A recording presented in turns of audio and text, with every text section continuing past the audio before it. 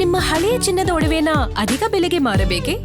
ಆಟಿಕಾಗೆ ಕಾಲ್ ಮಾಡಿ 8880 Attica gold company. ಗಾಳಿ ಮಳೆಗೆ ನೆಲಮಂಗಲದಲ್ಲಿ ಭಾರೀ ಅವಾಂತರವೇ ಸೃಷ್ಟಿಯಾಗಿದೆ. ಗಾಳಿ ಮಳೆಗೆ ವಿದ್ಯುತ್ ಕಂಬ ಬಿದ್ದು ಮನೆ ಜಖಂಗೊಂಡಿದೆ.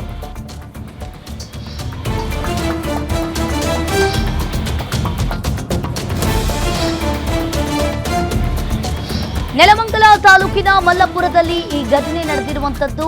ಹೊನ್ನರಾಮಣ್ಣ ಅವರಿಗೆ ಸೇರಿದ ಮನೆ ಕುಸಿತಗೊಂಡಿದೆ.